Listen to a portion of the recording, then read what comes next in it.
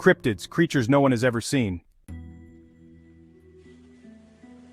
The small town of Harlow, lost among the dense forests of Maine, has always been shrouded in mystery. Its residents lived a quiet and measured life, but almost every one of them had something strange to say about the woods outside the town.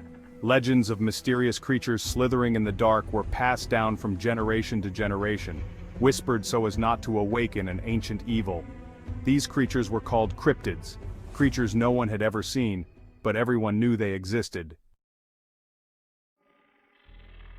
Emily Carter, a 17-year-old girl with an interest in the supernatural, began researching these legends after her brother Josh went missing 2 years ago.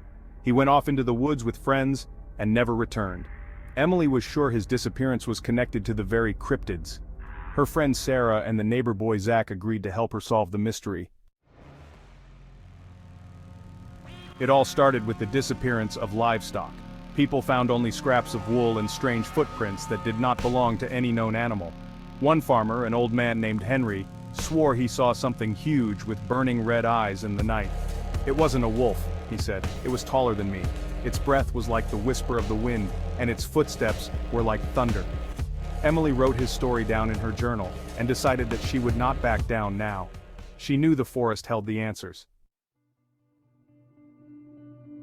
On Friday night, the three teenagers gathered at the entrance to the forest. Zach brought flashlights, Sarah brought a map, and Emily held the journal and a knife just in case. The forest seemed gloomy, even despite the light of the flashlights. The shadows of the trees were folded into strange patterns, and the sounds of the night seemed too loud. "Are you sure this is a good idea?" Sarah asked in a whisper, clutching the map. "If we don't find out what happened to my brother, I'll never be able to live in peace," Emily replied without turning around. Step by step they went deeper into the thicket. Suddenly they came upon a strange place. The ground was covered in moss, and the trees around them looked like their roots had burned out. In the center of the circle was an old stone covered in strange symbols. It doesn't look like anything natural," Zach muttered, pressing the flashlight closer to the stone. Emily, trembling, touched the symbol.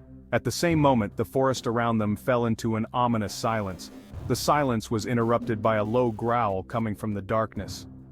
The eyes of all three of them widened as two red dots glinted in the lantern light. The creature that stepped out toward them was huge, with long limbs and a body covered in something like rough scales. Its face resembled a distorted human skull with fangs protruding outward. "Run!" Emily shouted, but it was too late. The creature moved faster than they could have expected. It grabbed Sarah with a clawed paw and threw her back against a tree. Zach froze with shock, and Emily, clutching her knife, screamed, "Leave her alone!" She rushed toward the creature, but it was gone in a flash, seemingly vanishing into thin air. Sarah was alive, but her face was contorted with horror. She whispered something no one could understand. They returned to town with Sarah, who was as if in a trance. Emily couldn't sleep that night. She paged through her journal, trying to find some answer. Among the entries, she found an old map Henry had given her. The map marked Forgotten Hill, the place where cryptids were rumored to appear most often. The next day, Emily and Zach headed there. Sarah refused to go, her condition was deteriorating. They found a strange altar on the hill, around which lay the bones of animals and people. Among the bones, Emily saw a thing that made her blood run cold. Josh's old bracelet. "He was here," she whispered. Suddenly the ground beneath their feet trembled. The cryptids emerged from the forest again. This time there were 3 of them.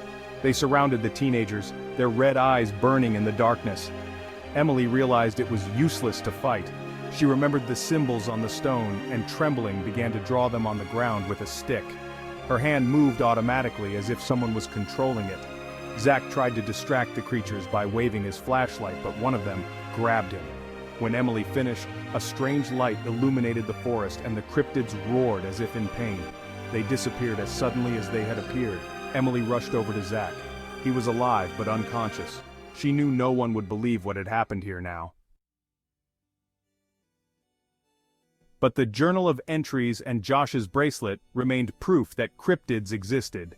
Harlow remained shrouded in mystery. Emily never returned to the forest again, but every night she heard the whisper of the wind reminding her that the cryptids were still there, and they are waiting.